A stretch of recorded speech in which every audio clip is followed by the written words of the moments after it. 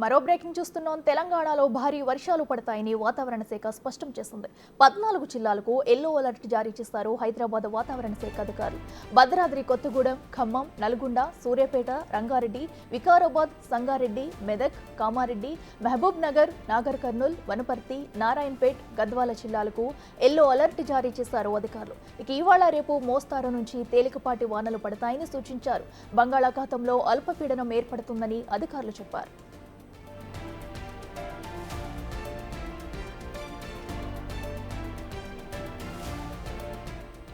భారీ వర్షాలతో తెలంగాణలోని జలాశయాలు, రిజర్వాయర్లు నిండుకుండలను తలపిస్తున్నాయి. సాగర్లో ప్రస్తుతం 589.30 అడుగులతో నిండుకుంది. శ్రీశైలం నుంచి భారీగా వరద సాగర్కు వస్తుంది. ఇక మరోవైపు నల్గొండ, సూర్యాపేట జిల్లాలో మూసీ ప్రాజెక్టు 3 గేట్లు ఎత్తి దిగువకు నీటిని విడుదల చేస్తున్నారు అధికారులు. పులిచింతలకు కూడా భారీగా వరద ప్రవాహం కొనసాగుతుంది. ప్రస్తుతం పులిచింతలలో 174.86 అడుగుల నీటి మట్టం ఉంది.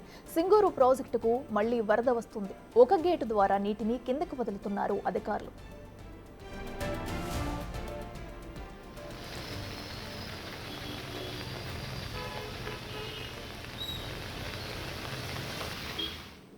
ఇక వర్షాల నేపథ్యంలో అధికారులు అప్రమత్తమయ్యారు. ప్రాజెక్టుల్లో నీరు నిండుతుండటంతో అధికారులు లోతట్టు ప్రాంత ప్రజలకు హెచ్చరికలు జారీ చేశారు. వరదలు ఎక్కువైన ప్రమాదం పొంచి ఉన్న ప్రాంతాల్లో ప్రజలను అధికారులు అప్రమత్తం చేస్తున్నారు.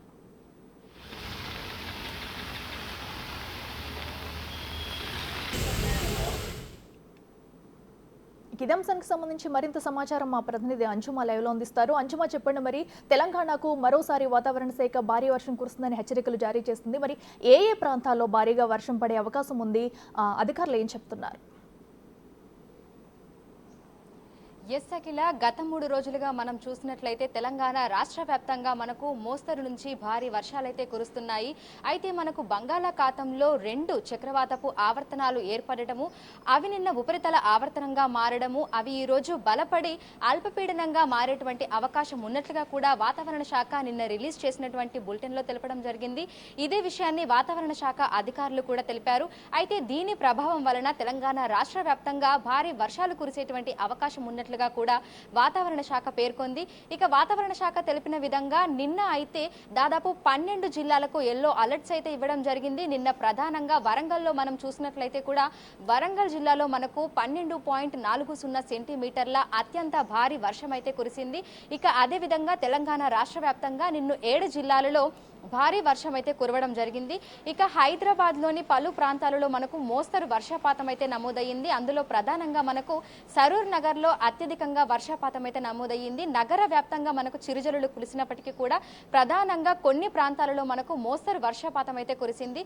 ఇక రానున్న 2 రోజుల పాటు కూడా ఇదే విధంగా పరిస్థితి ఉండబోతుంది. ఈ రోజు మనం చూసుకున్నట్లయితే కూడా తెలంగాణ రాష్ట్ర వ్యాప్తంగా దాదాపు 14 జిల్లాలకు భారీ వర్షాల నేపథ్యంలో ఎల్లో అలర్ట్స్ అయితే వాతావరణ శాఖ ఇవ్వడం జరిగింది. సో ఒక్కసారి కనుక మనం ఆ జిల్లాలను పరిశీలిస్తే ఇందులో ప్రధానంగా మనకు భద్రాద్రి కొత్తగూడెం, ఖమ్మం, నల్గొండ, సూర్యాపేట్, రంగారెడ్డి, వికారాబాద్, సంగారెడ్డి, మెదక్, కామారెడ్డి, మహబూబ్ నగర్, నాగర్ కర్నూల్, వనపర్తి, నారాయణపేట, జోగులాంబ, గద్వాల్ ప్రధానంగా ఈ జిల్లాలలో మనకు ఉరుములు, మెరుపులు, ఈదురు గాలులతో భారీ వర్షాలు కురిసేటువంటి అవకాశం ఉన్నట్లుగా కూడా వాతావరణ శాఖ అయితే తెలపడం జరిగింది.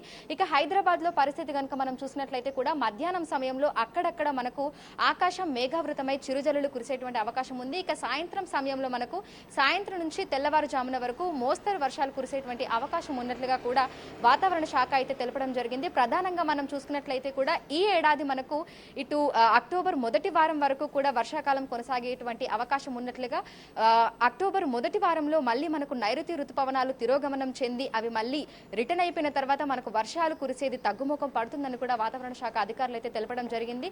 ఇక రానున్న 2 రోజుల పాటు కూడా తెలంగాణ రాష్ట్ర వ్యాప్తంగా ఇదే పరిస్థితి ఉండేటువంటి అవకాశం ఉంది.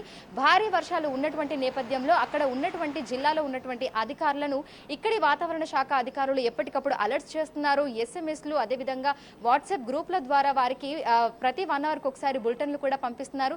దీంతో పాటుగా మనకు హైదరాబాద్ లో చూసుకున్నట్లయితే కూడా లోతట్టు ప్రాంతాలు ఎక్కువగా ఉన్నటువంటి నేపథ్యంలో ఆయా ప్రాంతాలలో ఉన్నటువంటి ప్రజలను కూడా ఎప్పటికప్పుడు అప్రమత్తం చేస్తూ వారికి కూడా బులెటిన్స్ వైజ్ గా కూడా వర్షాలు కురిసేటువంటి నేపథ్యం ఉన్నటువంటి అవసరం నేపథ్యంలో కూడా ఎప్పటికప్పుడు కూడా బులెటిన్స్ అయితే రిలీజ్ చేస్తున్నారు.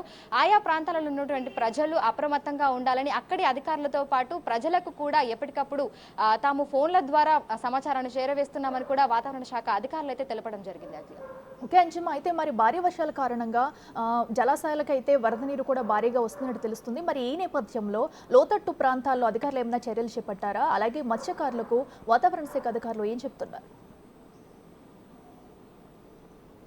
భారీ వర్షాల నేపథ్యంలో మనం తెలంగాణ రాష్ట్ర వ్యాప్తంగా చూసుకున్నట్లయితే కూడా ఎక్కడెక్కడ మనకు డ్యాంలు ఉన్నాయి, అదేవిధంగా ఎక్కడెక్కడైతే మనకు చెరువులు ఉన్నాయో ఆయా ప్రాంతాలలో ఉన్నటువంటి ప్రజలను అయితే ఎప్పటికప్పుడు అధికారులు అయితే అప్రమత్తం చేస్తున్నారు. మనకి హైదరాబాద్లో ఉన్నటువంటి వాతావరణ శాఖ కేంద్రం నుంచి అధికారులకైతే ప్రతి 1 అవర్కి ఒకసారి అలర్ట్స్ అయితే వెళ్తున్నాయి. ముఖ్యంగా రాత్రి సమయంలో వర్షం కురిసినప్పుడు అక్కడ ఉన్నటువంటి అధికారులకు బులెటిన్స్ వైజ్గా కూడా సమాచారాన్ని చేరవేస్తున్నామని, ముఖ్యంగా ప్రజలు ఆ సమయంలో బయటికి రాకుండా ఉండేందుకు, అదేవిధంగా మత్స్యకారులు ఆ సమయంలో వేటకు వెళ్లకుండా ఉండేందుకు కూడా ఎప్పటికప్పుడు తాము సమాచారాన్ని చేరవేస్తున్నామని కూడా చెప్తున్నారు. ఈ నేపథ్యంలోనే రైతులకు కూడా ఇందుకు సంబంధించి సపరేట్ బులెటిన్ అయితే రిలీజ్ చేస్తున్నారు. ముఖ్యంగా మనం చూసినట్లయితే కూడా హైదరాబాద్ తో పాటు ఎక్కడెక్కడైతే మనకు ఇటు చెరువులు, అదేవిధంగా డ్యాంల పరిసర ప్రాంతాలలో నివసిస్తున్నటువంటి ప్రజలు ఎవరైతే ఉన్నారో వారు వర్షాలు కురిసినటువంటి నేపథ్యంలో ఇటు రోడ్లన్నీ చెరువులను తలపించడము, అదేవిధంగా మనకు ఇళ్లలోకి కూడా వర్షపు నీరు చేరేటువంటి ప్రమాదం ఉన్నటువంటి నేపథ్యంలో ప్రజలు అప్రమత్తంగా ఉండాలని, అత్యవసరం అయితే తప్ప బయటకు రాకూడదు అని అధికారులు పదే పదే హెచ్చరికలైతే జారీ చేస్తున్నారు. Right Anjamma, thank you.